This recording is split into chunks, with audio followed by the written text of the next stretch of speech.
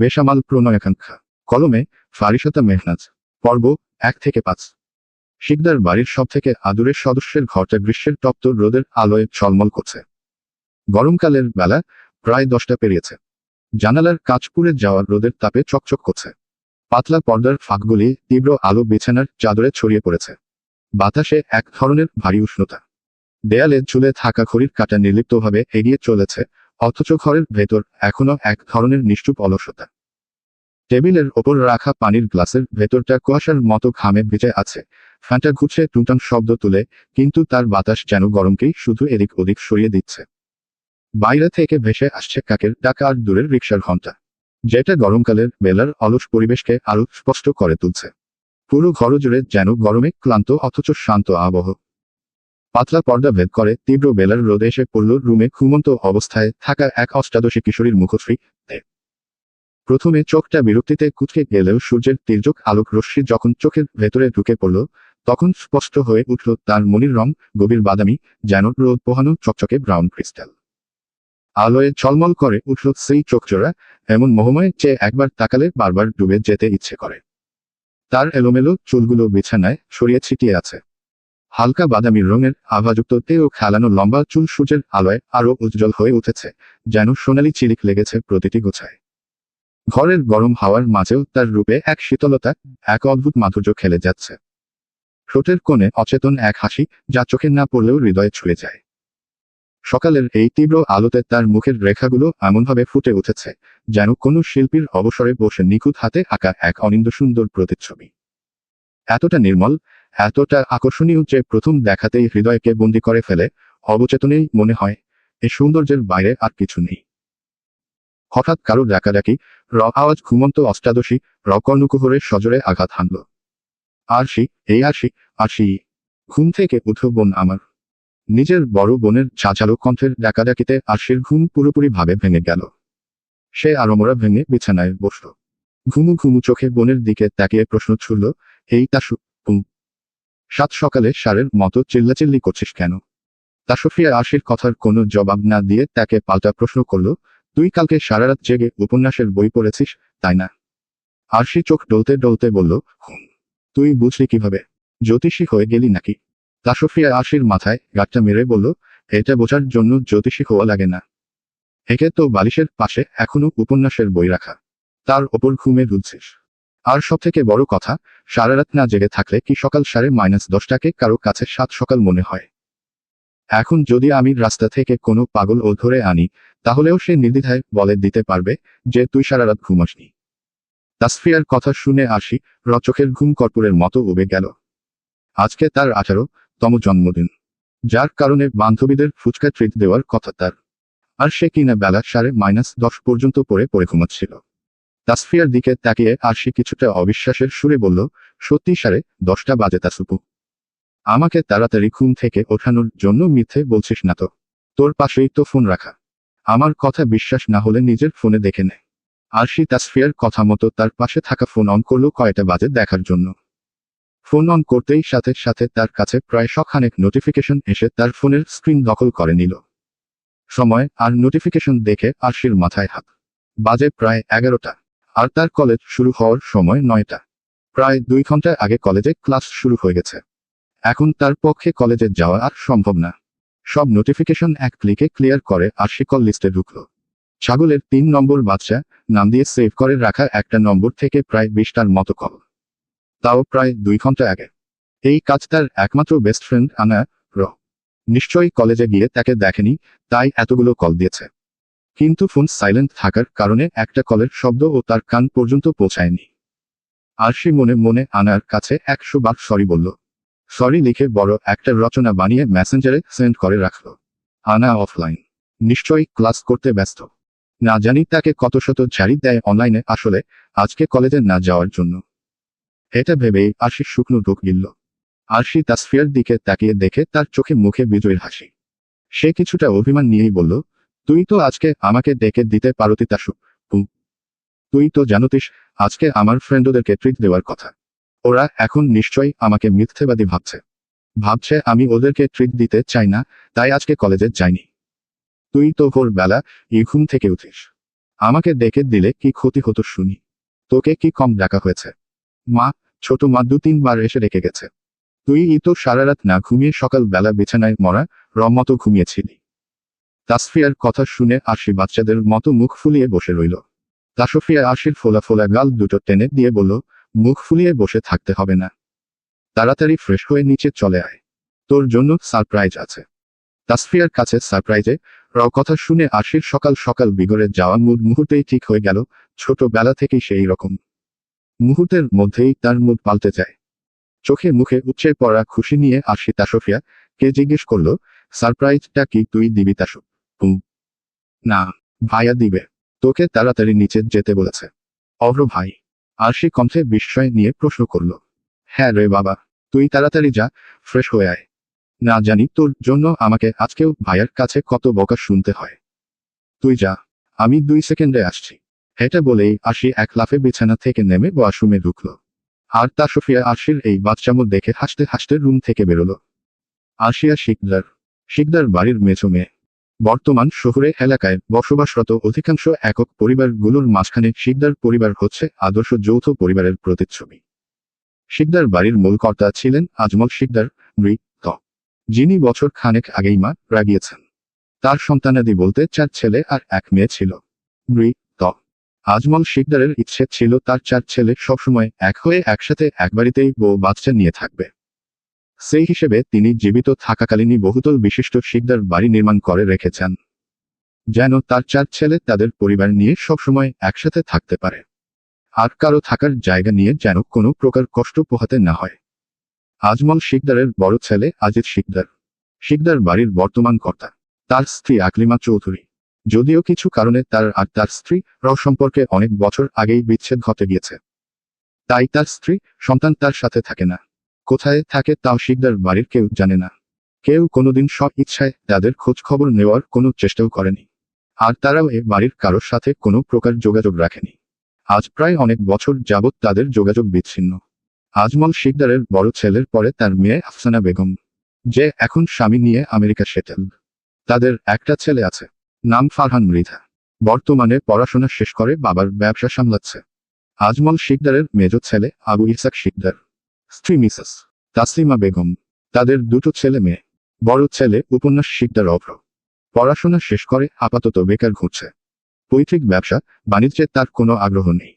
মাঝে মধ্যে কোথাও কোনো অনুষ্ঠান হলে সেখানে গান গায়। গান গাওয়া তার প্রধান শখ। কোনো একদিন বড় গায়ক হওয়ার স্বপ্ন চোখে নিয়ে বর্তমানে বেকার ঘুরছে সে। যদিও এতে ইসাক শিকদারের ঘোর আপত্তি। তিনি মোটেও গান বাজনা পছন্দ করে না। ইসাক শিকদারের ছোট মেয়ে তাসফিয়া শিকদার, বাড়ির বড় মেয়ে। সবাই আদর করে তাসুলাকে। এবার অনার্স 3য় বর্ষের ছাত্রী। আজমল শিকদারের সেজ ছেলে আলতাফ শিকদার, স্ত্রী রোকেয়া বেগম। সন্তান জন্ম দেওয়ার সময় তার মৃত্যু হয়। তাদের মেয়ে আরশিয়া শিকদার বাড়ির মেজো মেয়ে। এবার উচ্চ মাধ্যমিক পরীক্ষা দিবে। মাহারা মেয়ে হওয়ার কারণে শিকদার বাড়ির প্রতিটি সদস্য তাকে আলাদাভাবে আদর যত্ন করে। যদিও শিকদার বাড়ির সকলে আজমল শিকদারের সময় থেকে প্রচলিত ধরাবাঁধা নিয়মে জীবন যাপন করে, কিন্তু আরশি জন্য সব উন্মুক্ত। বাড়ির কেউ আজ পর্যন্ত তার গায়ে হাত তোলা তো দূর, কেউ তাকে একটা ধমক পর্যন্ত দেয়নি। যদিও মা নেই তাই বলে আরশিরও কোনো কষ্ট নেই, কারণ জন্মের পর যখন সে বুঝতে শিখেছে তখন থেকেই সে তার মেজ মাকেই নিজের মা বলে মেনেছে। আর তাসলিমা বেগম ও আরশিকে নিজের সন্তানের মতোই আদর যত্ন দিয়ে বড় করেছে। আজমল শিকদারের ছোট ছেলে আহসান সিকাদার, তার স্ত্রী ফাহিমা বেগম। তাদের যমজ 2 ছেলে মেয়ে, ফাহিম আর আফিয়া। বয়স কেবল 9, দুজনেই 5ম শ্রেণীতে পড়ে। আরশি ফ্রেশ হয়ে রুম থেকে বের হয়ে তাড়াহুড়ো করে নিচে নামতে গিয়েই কারো শক্তপোক্ত বুকের সাথে ধাক্কা খেল। মুহূর্তেই অজানা আশঙ্কায় অষ্টাদশী ভেতরটা কেঁপে উঠল। সৃষ্টিকর্তার নাম নিয়ে ভয়ে ভয়ে ওপরের দিকে তাকাতেই তার বুকের ভেতরটা ডিপ ডিপ করতে লাগলো। দ্রুতই সে লোকটার কাছ থেকে দূরে সরে গেল, কিন্তু তার লোভী চোখ গিয়ে আটকে গেল লোকটির সর্বাঙ্গে। ঘরের ভেতরটা নিস্তব্ধ, শুধু জানালার ফাঁক দিয়ে ঢুকে আসা গ্রীষ্মের আলোয় ধুলোবালি নাচছে। আরশি দাঁড়িয়ে আছে ঘরের কোণের দিকে, আর তার দৃষ্টি নিবন্ধ তার সামনে দাঁড়িয়ে থাকা ছেলেটির ওপর। ছেলেটির চেহারায় এক অদ্ভুত মোহ। কপালের পাশে ভেজা চুলগুলো এলোমেলো হয়ে ঝুলছে, ঘামে ভিজে গেছে সারা মুখ। কপাল থেকে গড়িয়ে নামা ছোট ছোট ঘামের বিন্দু গাল বেয়ে থুতনির কাছে জমে আছে। তার গালের হাড় স্পষ্ট, তাতে আলোর ছায়া পড়ে মুখটিকে আরো খোদাই করা ভাস্কর্যের মতো মনে হচ্ছে। ঠোঁটের কোণে একরাশ ক্লান্তির ছাপ, তবুও হাসির অস্পষ্ট আভা লুকিয়ে আছে। চোখ দুটো যেন গ্রীষ্মের রোদের মতোই তীব্র, অলস অথচ গভীর। অষ্টাদশী আশি বুঝতে পারছে, এই চোখেই আছে তার ধ্বংস, এই চেহারায় আছে একসঙ্গে যন্ত্রণা আর সৌন্দর্য, ক্লান্তি আর আকর্ষণ। যেন ঘরের নিঃশ্বাসহীন বাতাসও থেমে গেছে কেবল সেই মুখশ্রী দেখার জন্য। হঠাৎ কারো তীব্র ধমকে আশি ভাবনায় ছেদ পড়ল। চোখে দেখে হাঁটতে পারিস না? বুদ্ধির সাথে সাথে কি চোখ দুটো খুলেও হাঁটুর সাথে লাগিয়ে নিয়েছিস? অভ্রের এমন ধমকে আশি থতমত খেয়ে বলল, আসলে অভ্র ভাই, তাড়াহুড়ো করে আসার কারণে আমি দেখতে পাইনি। তা দেখতে পাবি কেন? বাড়ির সবাই তো তোকে আহ্লাদ দিয়ে মাথায় তুলেছে। তোকে আজকে বলে দিলাম, বাড়ির সবাই তোর এমন উনচণ্ডী স্বভাব মেনে নিলেও আমি কিন্তু মেনে নিব না। আরশি মুখ ভার করে বলল, সরি অভ্র ভাই, এমন আর হবে না। মনে থাকে যেন। এখন নিচে যা, আমি ফ্রেশ হয়ে আসছি। আরশি বাধ্য মেয়ের মতো মাথা নাড়িয়ে সিঁড়ি বেয়ে নিচে চলে গেল। আরশি ভেবে পায় না, অভ্র কেন তার সাথে এমন দুমুখ ব্যবহার করে। এই ভালো তো এই খারাপ। ভালো করে দুটো কথা বলতে না বলতেই ধমক দিবে। যদিও এসব আজ থেকে না, বছর খানেক আগে থেকেই অভ্রের ব্যবহার, আচার আচরণে সে তুমুল পরিবর্তন লক্ষ্য করছে। কিন্তু কি আর করার? তার সামনে গিয়ে তো আর সে কখনো কারণটা জানতে চাইতে পারবে না। দেখা গেল, কারণ জানতে গিয়ে সে না অকালে তার দু চারটে দাঁত হারিয়ে ফেলে। তাই দাঁত হারানোর থেকে চুপচাপ ধমক খাওয়াই শ্রেয়। আরশি চলে যেতেই অভ্র চুপচাপ নিজের রুমে এসে দরজা বন্ধ করে ফেলল। দুহাতে নিজের বুকের বা পাশ ধরে বিছানায় বসে পড়ল। শুকনো ঢোক গিলে বলল, কেন করিস এমন আরশি? কেন আসিস এত কাছে? বুঝিস না তোর এত কাছে আসা টাকারও হৃদস্পন্দন থামিয়ে দেওয়ার জন্য যথেষ্ট? কবে বুঝবি ফুল? তোকে কবে বোঝাতে পারবো এই অনুভূতিগুলোর মানে? কবে তুই বুঝবি তুই আমার, একান্তই আমার হৃদস্পন্দন? আরশি নিচে নামতেই আফিয়া দৌড়ে এসে তাকে জড়িয়ে ধরল। আরে ছাড় ছাড়, কি করছিস আফু, কি করছিস? পরে যাব তো। আফিয়া আরশিকে ছেড়ে কিছুটা দূরে গিয়ে দাঁড়ালো। আপা দেখ, অভ্র ভাইয়া তোমার জন্য কত বড় উপহার এনেছে। সোফার পাশে রাখা বড় একটা পার্সেল দেখিয়ে চোখের সামনে নিজের জন্য এত বড় উপহার দেখে আরশির চোখে মুখে খুশির ঝলক। তাসফিয়া এগিয়ে এসে বলল, চল আসি, দেখি ভাইয়া তোকে কি দিল। আমরা একলারাই দেখব, বাড়ির বাকি সবাই। মা আর ছোট মা এখন রান্নাঘরে, তারা রান্না রেখে এখন এখানে আসবে না। বড় বাবা আর সেজ বাবা অফিসে গেছে, তারাও দুপুরের আগে বাড়িতে আসবে না। আর বাবা, ছোট বাবা তো দুদিন আগে থেকেই বাড়িতে নেই। তাহলে আর কে দেখবে? চল, প্যাকেটটা ছিঁড়ে ফেলি। এটা বলেই তাসফিয়া পার্সেলের কাছে চলে গেল। দাঁড়াও, দাঁড়াও, অভ্র ভাই আসুক আগে। ভাইয়াকে লাগবে না, ভাইয়া তো আর চোখ বন্ধ করে অর্ডার দেয়নি। তুই আয়, না হলে আমি খুঁজছি। এটা বলেই তাসফিয়া হাত দিয়ে প্যাকেটটা খোলার চেষ্টা করল। কিন্তু অনেক বেশি বাবল দিয়ে মোড়ানো থাকার কারণে সে হাত দিয়ে প্যাকেট ছিঁড়তে ব্যর্থ হলো। তাই আফিয়াকে ডেকে ক্যাচি আনতে বলল। আফিয়াও তাসফিয়ার কথা মতো দৌড়ে গিয়ে একটা ক্যাচি নিয়ে এলো। আফিয়া কেচি আনতেই তাসফিয়া দ্রুত প্যাকেটটা কাটতে লাগলো। প্যাকেট খুলতেই তাসফিয়ার মুখ হা হয়ে গেল। সে অবাক কণ্ঠে আরশিকে ডেকে বলল, আরশি, দেখে যা, তোর জন্য ভাইয়ার আনা সারপ্রাইজ দেখে আমি নিজেই তো সারপ্রাইজ। আরশি সিঁড়ির দিকে তাকিয়ে নিরুষ মুখে বলল, কি এমন দিয়েছে তোমার রসকসহীন ভাই? এদিকে আয় তো আগে, কতগুলো বই দেখ। বইয়ের কথা শুনে আরশির দুচোখ জল জল করে উঠল। বই বলেই আরশি দৌড়ে গিয়ে তাসফিয়াকে সরিয়ে নিজে পার্সেলের সামনে বসে পড়ল। আরশি এক এক করে পার্সেলের মধ্যে থাকা বইগুলো বের করে সামনে সাজিয়ে রাখল। 18টা বই তাসু, সবগুলো আমার উইশলিস্টের বই। বাহ, ভালোই তো, তোর উইশলিস্ট পূরণ হয়ে গেল। কিন্তু তাসুপু, কি? অভ্র ভাই জানলো কিভাবে আমার উইশলিস্টে এই বইগুলো আছে? আমি তো কখনো কাউকে বলিনি। কেউ তার উইশলিস্টের বইয়ের কথা কাউকে বলেনি ঠিকই, কিন্তু ফেসবুকে পোস্ট করে অনলি মি করে রেখেছে, বুঝলি রে তাসু। সে হয়তো ভুলে গেছে তোর আর তার ফেসবুক আইডির পাসওয়ার্ড আমার কাছে আছে। অভ্র শার্টের হাতে গোটাতে গোটাতে সিঁড়ি থেকে নামছিল আর কথাগুলো বলছিল। হঠাৎ পিছন থেকে অভ্রের কথা শুনে আরশি জিভ কাটল। সত্যিই তো, সে দিব্যি ভুলে গেছিল অভ্রের কাছে তার ফেসবুক আইডির পাসওয়ার্ড আছে। আরশি অভ্রের দিকে তাকিয়ে হাসার চেষ্টা করল। অভ্র কারো দিকে না তাকিয়েই বলল, মা, কে বলে দিস? আজকে একটা প্রোগ্রাম আছে, বাড়ি ফিরতে সন্ধ্যা হবে। এটা বলেই অভ্র বাড়ি থেকে বেরিয়ে গেল। অভ্র বেরিয়ে যেতেই আরশি যেন হাফ ছেড়ে বাঁচল। একজন উপন্যাস প্রেমী মানুষের কাছে সবচেয়ে বড় উপহার হলো উপন্যাসের বই। আর তাল যদি হয় উইশলিস্টে পরে থাকা বইগুলো একাংশ, তাহলে তো কোনো কথাই নেই। আরশির কাছে আজকে নিজেকে সবথেকে ভাগ্যবতী মেয়ে মনে হচ্ছে। নিজের পছন্দের মানুষের কাছ থেকে নিজের শখের উপহারগুলো জন্মদিনের উপহার হিসেবে পেয়েছে। এর থেকে খুশির আর কিছু হতেই পারে না। অভ্র বাড়ি থেকে বেরোতেই আরশি বইগুলোকে ভালো করে উল্টে পাল্টে দেখে নিল। তার উইশলিস্টের প্রথম সারিতে থাকা 18টা বই। বইগুলোকে নিয়ে তার এবার নাচতে ইচ্ছে করছে। আসলে মানুষ যখন তার চাওয়ার থেকে বেশি কিছু পায়, তখন তার আনন্দের সীমা থাকে না। আচ্ছা তাসু, আমি বইগুলোকে নিয়ে রুমে যাই। আরশি তাসফিয়া রদিকে তাকিয়ে বলল, ঠিক আছে, চল, আমি আর আফিয়া তোকে সাহায্য করি। এটা বলে তাসফিয়া আরশির বইগুলোকে হাতে নিতে চাইলেই আরশি চেঁচিয়ে উঠল, না। আরশির চিৎকার শুনে তাসফিয়া বোকা বনে গেল। আরশি তাসফিয়ার দিকে তাকিয়ে জোরপূর্বক হাসি দিয়ে বলল, আসলে তাসু, বইগুলো আমি নিয়ে যেতে পারবো রুমে। তুই আর আফিয়া কেন কষ্ট করবি বল? আমি পারবো। তোরা যা, গিয়ে তোদের কাজ কর। এটা বলেই আরশি দুহাতে 4টা বই নিয়ে এক দৌড়ে সিঁড়ি দিয়ে নিজের রুমে চলে এলো। আর তাসফিয়া আরশির যাওয়ার দিকে তাকিয়ে বিড়বিড়ায় বলল, এই মেয়েটা আর বড় হলো না। কখন যে ওর মাথায় কি করে তা জানে। চল আফিয়া, দুজনে মিলে ঠান্ডা ঠান্ডা শরবত বানাই। অনেক গরম পড়ছে। আফিয়ার দিকে তাকিয়ে, চলো আপা, শরবত বানিয়ে শুধু তুমি আর আমি খাবো, আর কাউকে দেব না। তাসফিয়া হালকা হেসে বলল, চল। আরশি নিজের রুমে বিছানার ওপরে সবগুলো উপন্যাসের বই বিছিয়ে 2-4টে ছবি তুলে নিল। কিছুক্ষণ আগেই সবগুলো বই নিচ থেকে আনা শেষ হয়েছে।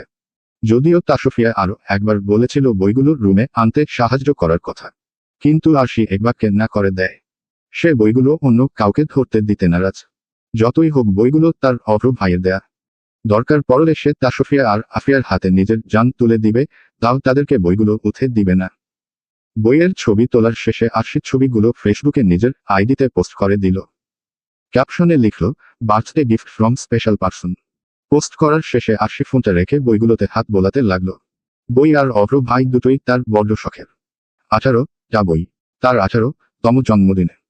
সে ভেবেছিল তার অভ্র ভাই হয়তো প্রত্যেকবারের মতো এবারও বলবে, যখন চাকরি পাবো তখন সব জন্মদিনের গিফট একসাথে দিব।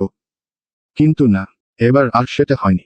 এবার তার অভ্র ভাই না চাইতেন তাকে অনেক বড় উপহার দিয়ে দিয়েছে, একেবারে তার পছন্দের।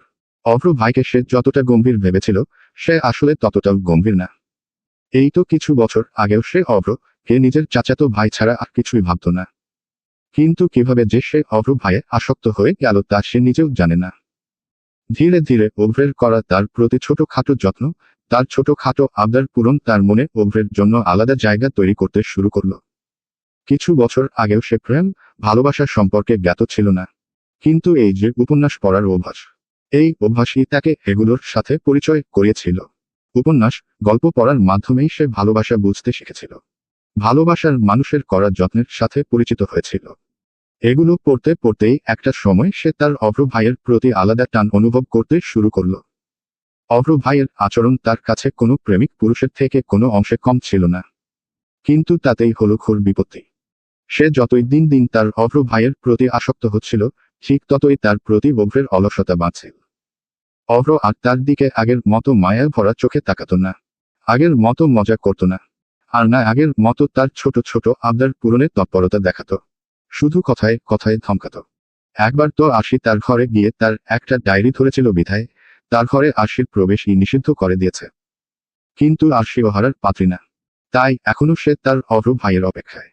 তার মন বলে, কোনো একদিন আবারও তার অভ্র ভাই তাকে আগের মতো ভালোবাসবে। আবারও সে তার আগের অভ্র ভাইকে ফিরে পাবে। আগের মতোই অভ্র তার ছোটখাটো আবদার পূরণে তৎপরতা দেখাবে। আরশি বরাবরই একটু চাপা স্বভাবের মেয়ে ছিল।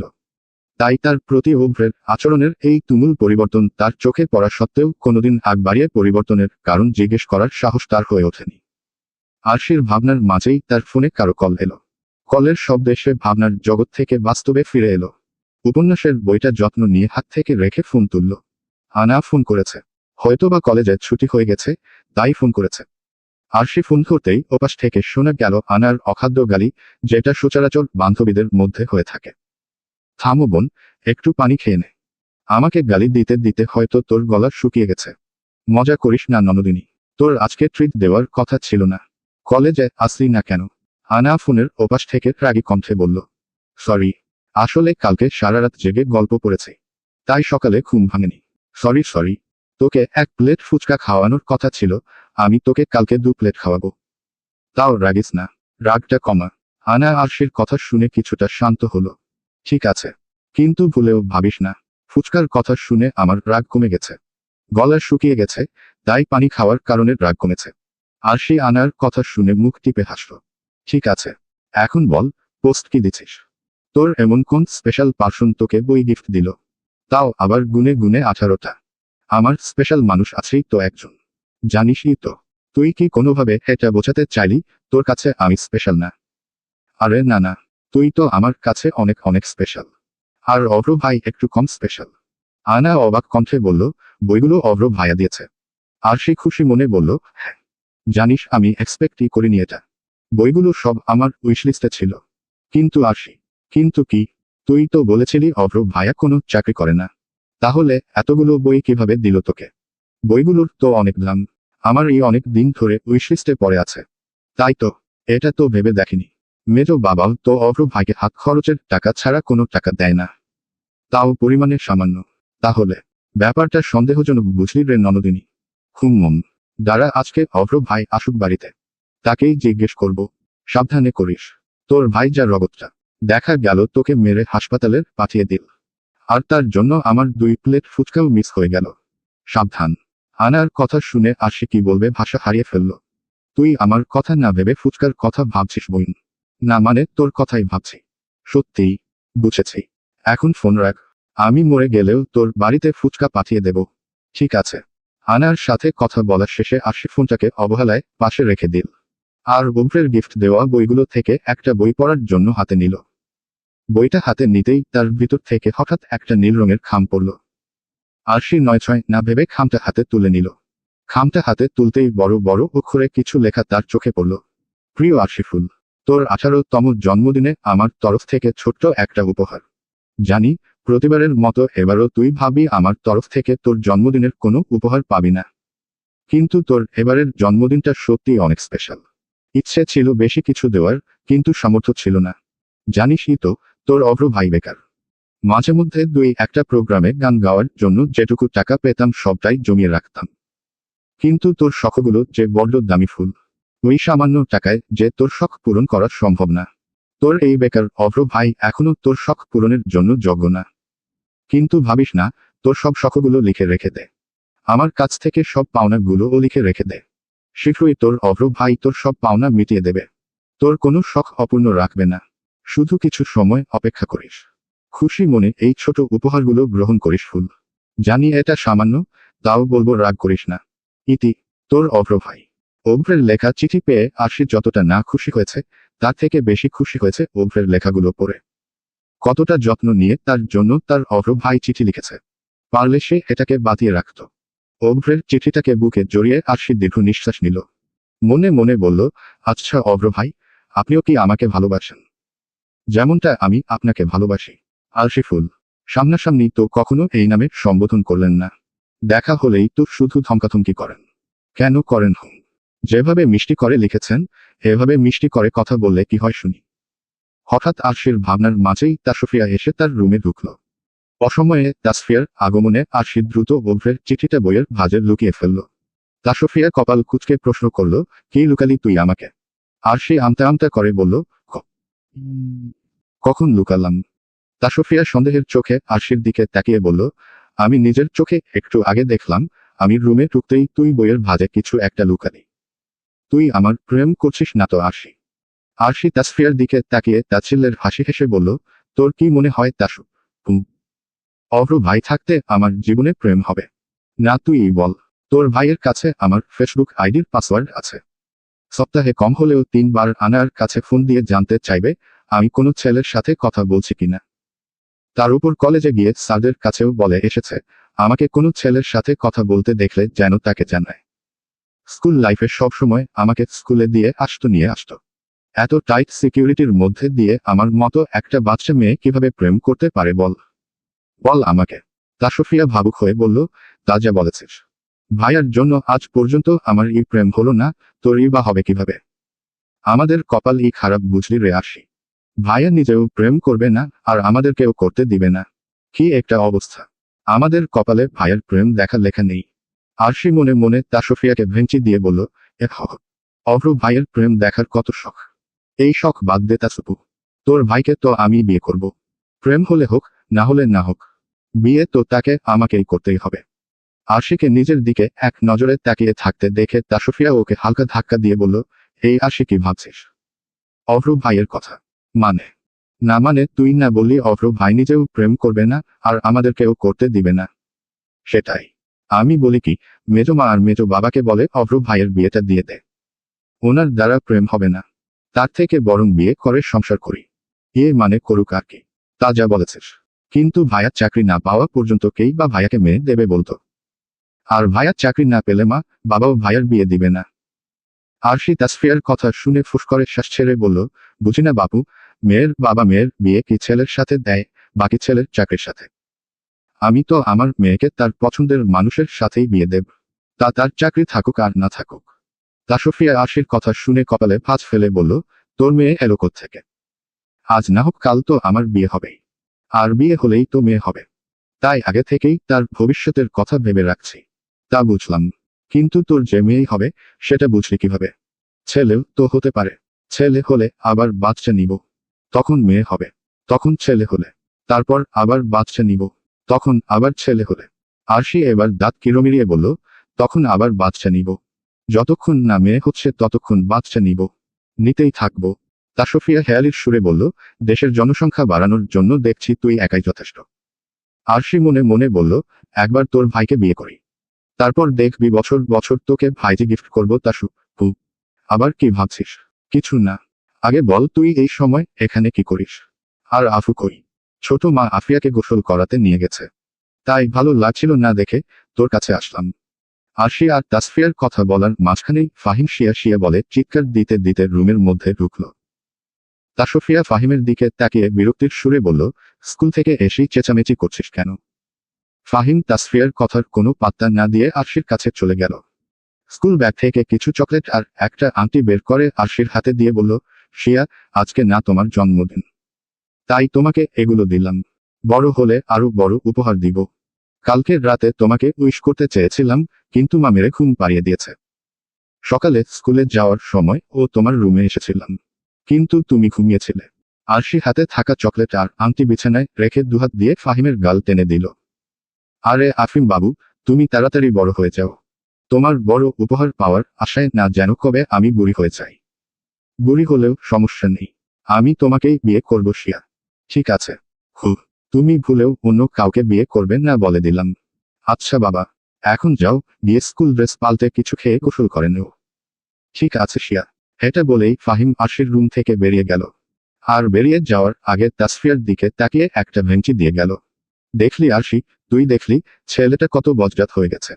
ইচ্ছে করছে গিয়ে গাল দুটো লাল করে দিই। আমাকে ভেঙচি দেয়। দাঁড়া, আমি এখনই গিয়ে ছোট মাকে বলছি। যখন পিঠের ওপর দুখা পড়বে তখনই বুঝবে এই তাসুকে ভেঙচি দেওয়ার মজা। এটা বলেই তাসফিয়া ফাহিমের নামে বিচার দেওয়ার জন্য আরশির রুম থেকে বের হলো। তাসফিয়ার রুম থেকে যেতেই আরশি হাফ ছেড়ে বাঁচল। এতক্ষণ অনেক কষ্টে উভরের দেওয়া চিঠিটা সে লুকিয়ে রেখেছিল। ভুলেও যদি এটা তাসফিয়ার চোখে পড়ে যেত, তাহলে এই চিঠির কথা পাঁচকান হতে সময় লাগতো না। তাসফিয়া সব দিক থেকে ভালো হলেও তার একটা বদ অভ্যাস হচ্ছে সহজে তার পেটে কোনো কথা পচে না।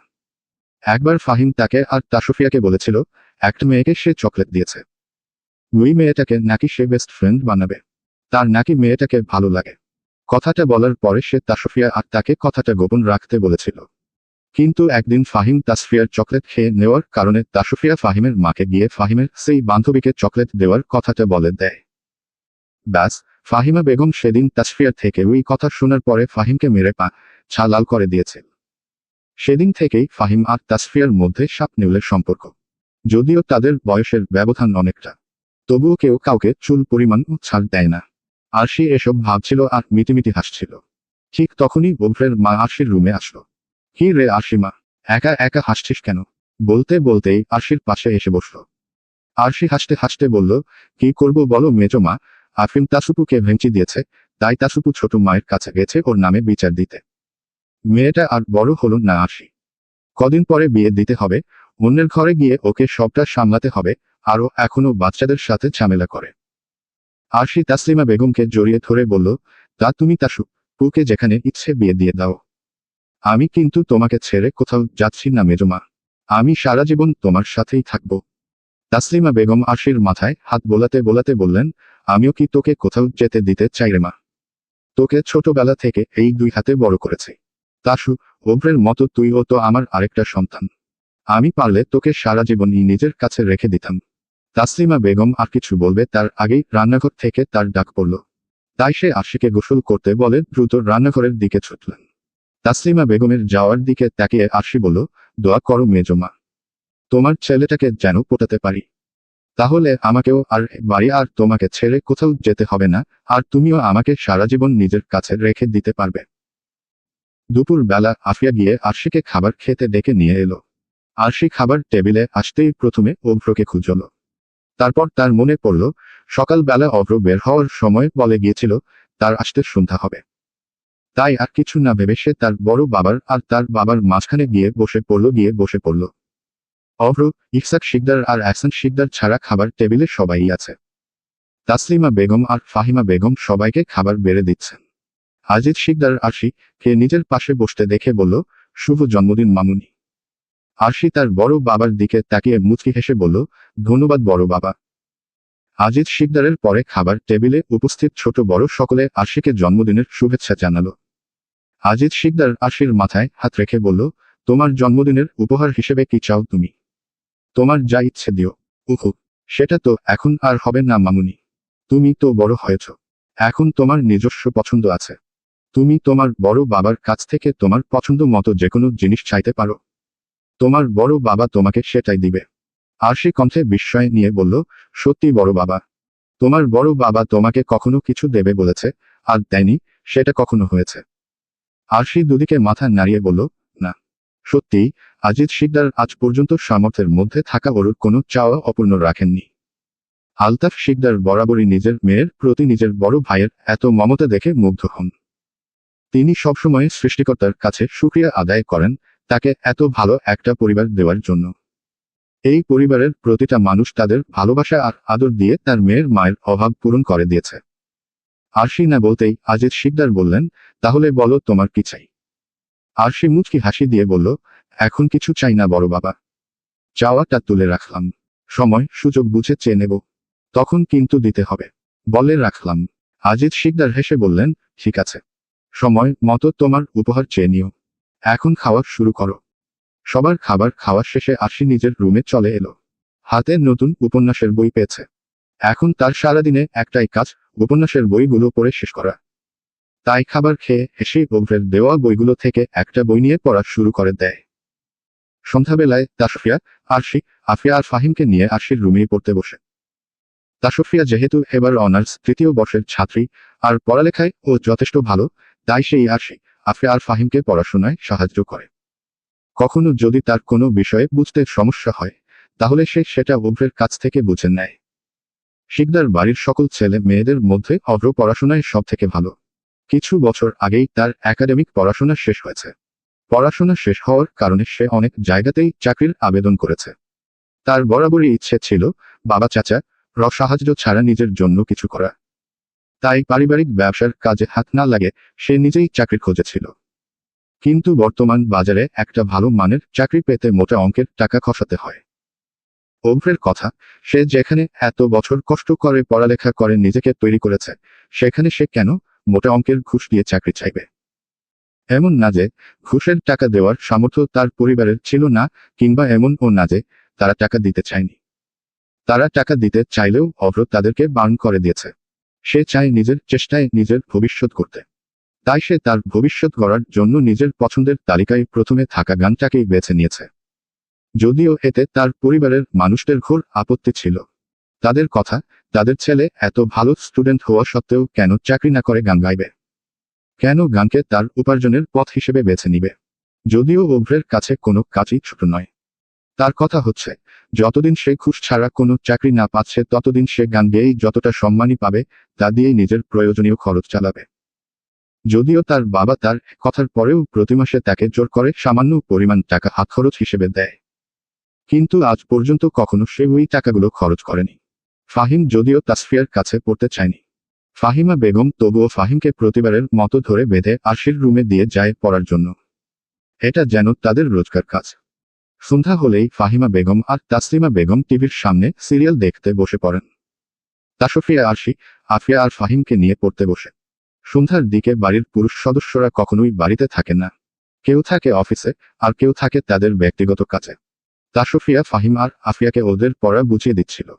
ওরা দুজনই যেহেতু এক ক্লাসে পড়ে, তাই ওদেরকে একসাথেই পড়াগুলো বুঝিয়ে দিচ্ছিল।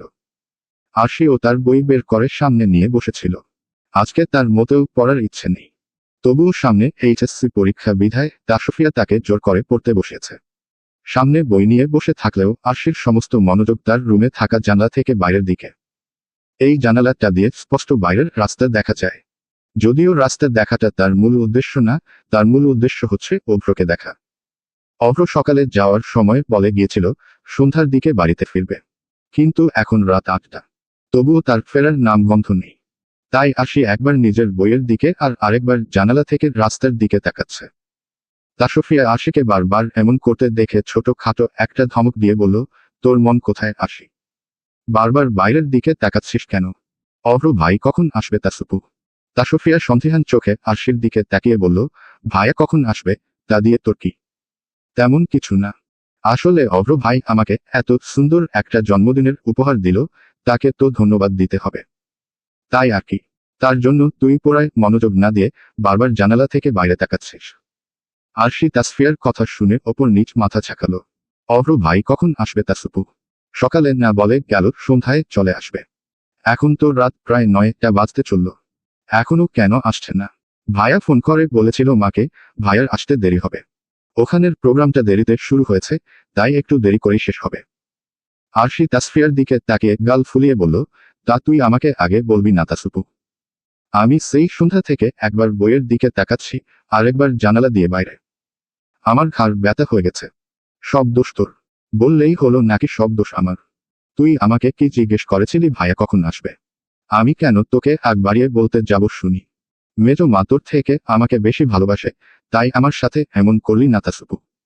দেখিস তোর বিয়ে আমি একটা কালো কুমোরর সাথে দিব। যদি না দিয়েছি তখন আমার নাম পাল্টে রাখিস। তাসফিয়া আরশিকে ভেঙচিয়ে বলল, আমার বিয়ে উনি কালো কুমোরর সাথে দিবে, আর আমি বোধহয় ওনার বিয়ে রাজপুত্রের সাথে দিব।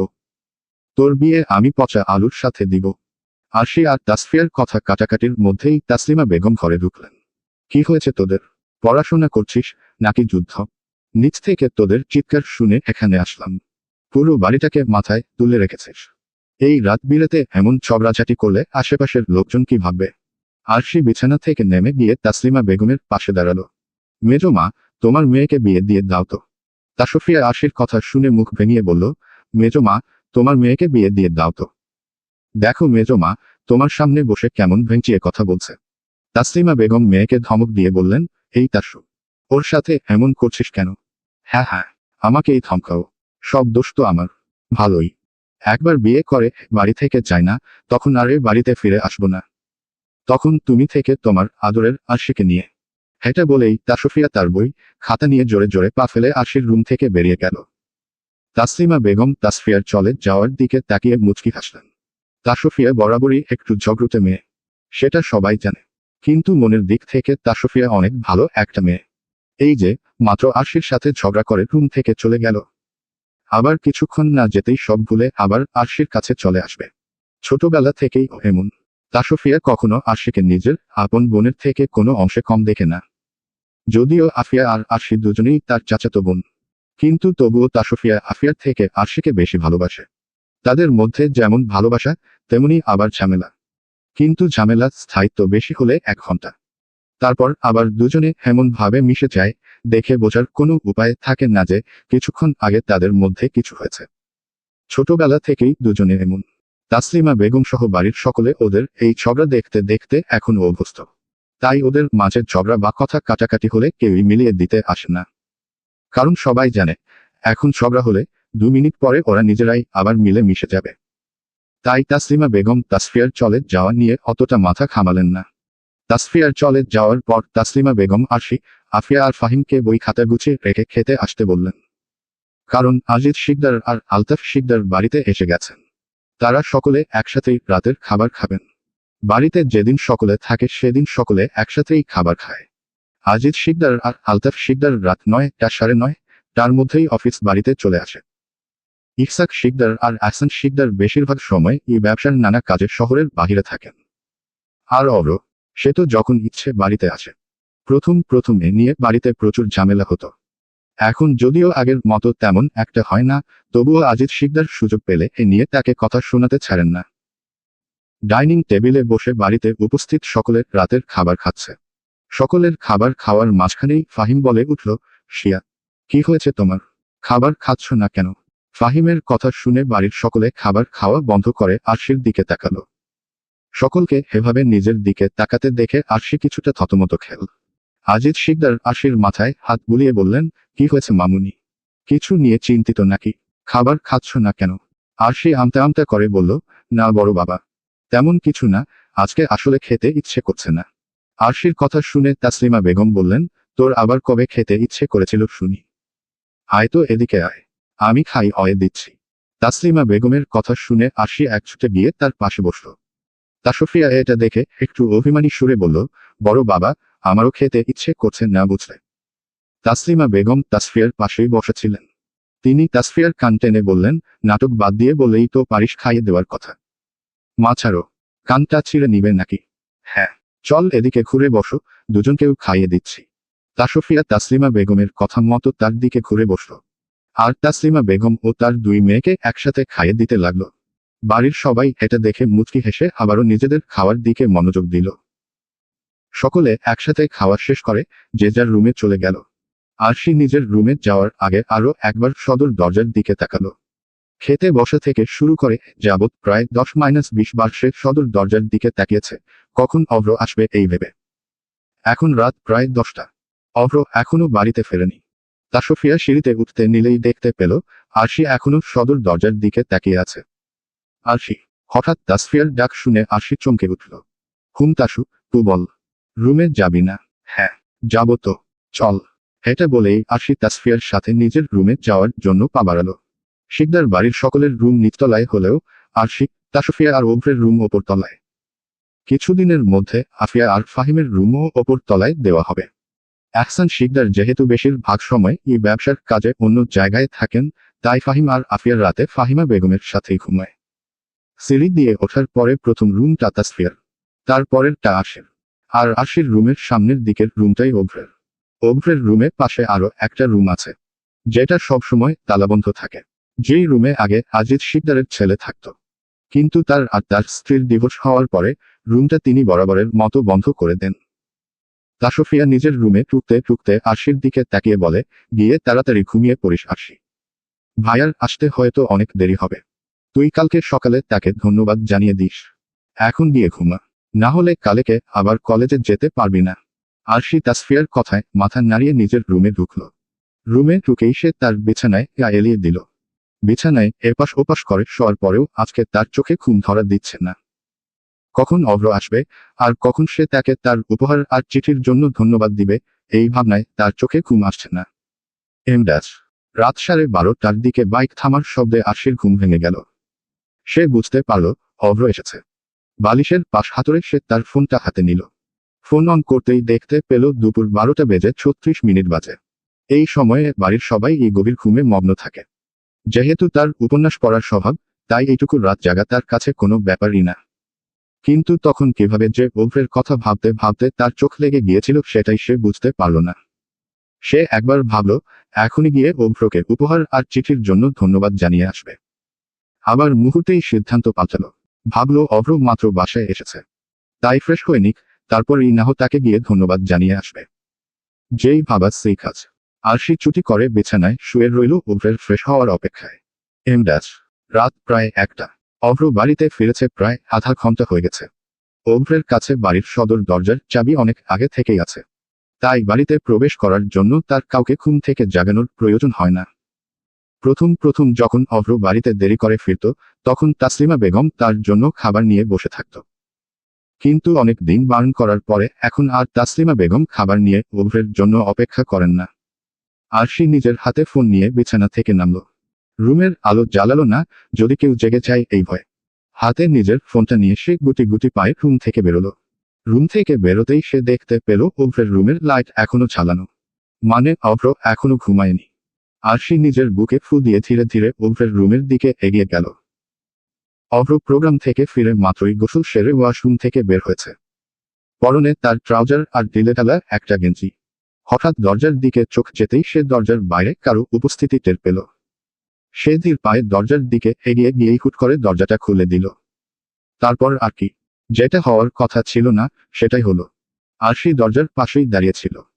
দরজার টোকা দিবে কি দিবে না এটা বুঝে ওঠার আগেই দরজা খোলার ধাক্কায় সে হুড়মুড়িয়ে এসে পড়ল অভ্রের বুকের ওপর। তার নিঃশ্বাস আটকে গেল মুহূর্তেই। জীবনে প্রথমবার কোনো পুরুষের এতটা কাছাকাছি তার আশা। তার ওপর পুরুষটা তার প্রেমিক পুরুষ, যার প্রেমে মাতোয়ারা তার কিশোরী মন। বুকের খসখসে ত্বক আর উষ্ণ শরীর থেকে বের হওয়া এক অদ্ভুত ঘ্রাণ যেন তাকে ঘিরে ধরল। ঘ্রাণটা কোনো আতর কিংবা ঘামের গন্ধ ছিল না। এটা যেন কস্তুরীর আসল ঘ্রাণ, একেবারেই প্রাকৃতিক, মাতাল করা। আরশির বুক ধুকধুক করে কেঁপে উঠল। তার সারা শরীর লজ্জায় কুঁকড়ে গেল, গাল লাল হয়ে উঠল। কিন্তু অভ্রের বুকের অদ্ভুত নেশালো গন্ধে সে যেন দিকবেদিক শূন্য হয়ে গেল। সে চোখ বুজে এক মুহূর্ত সেই ঘ্রাণে ডুবে গেল। মনে হলো অন্ধকার রাতের নিস্তব্ধতা ভেঙে শুধু তাদের দুজনের দম বন্ধ করা আবেশটুকুই ছড়িয়ে আছে চারপাশে। অভ্রের চোখ বিস্ময় বড় হয়ে উঠল। এতটা কাছ থেকে নিজের আশিফুলকে দেখা তার কাছে একেবারেই অপ্রত্যাশিত। বুকের ওপর আশির তুলতুলে নরম শরীর পড়ে আছে, তার চুলগুলো এলোমেলো হয়ে তার গলা আর কাঁধে ছুঁয়ে আছে। অভ্রের নিঃশ্বাস যেন ভারী হয়ে উঠল। বুকের ভেতর তীব্র ধুকপুকানি, যেন কেবল তারই কানে শোনা যাচ্ছে। সে একটা শুকনো ঢোক গিলে নিজেকে শান্ত করল। দ্রুত তার থেকে আশিকে আলাদা করে দিয়ে তার দিকে রাগী দৃষ্টিতে তাকালো। রাগী কণ্ঠে বলল, তুই এত রাতে আমার রুমের সামনে কি করিস? আরশি তখনও লজ্জায় মাথা নুয়ে রেখেছে। অভ্র এবার কিছুটা ধমক দিয়েই বলল, কি হলো? কি জিজ্ঞেস করছি? কথা কানে যায় না। অভ্রের ধমকে আরশির সারা শরীর যেন কেঁপে উঠল। সে কণ্ঠে আস্ততা নিয়ে বলল, লে অভ্র ভাই, কি একটা কথা বলতে সারাদিন কাটিয়ে দিবি নাকি? এত রাতে এখানে কি? আসলে আপনাকে ধন্যবাদ জানাতে এসেছিলাম, সকালের উপহারের জন্য। জানিয়েছিস? আরশি উপর নিচ মাথা ঝাঁকালো। ঠিক আছে এখন যা। আর এভাবে রাত বিরেতে যখন তখন আমার সামনে আসবি না। আরশি অভ্রের দিকে তাকিয়ে জিজ্ঞেস করল, কেন? আমি বলছি তাই। প্রথমবার তাই কিছু বললাম না। পরের বার এমন করতে দেখলে আমার হাত আর তোর গাল। আরশি অভ্রের কথার মানে বুঝতে পেরে শুকনো ঢোক গিলল। এখান থেকে এখনই যা। আর গিয়ে দরজা আটকে শুয়ে পড়। তাড়াতাড়ি। শেষের কথাটা অভ্র কিছুটা ধমক দিয়েই বলল।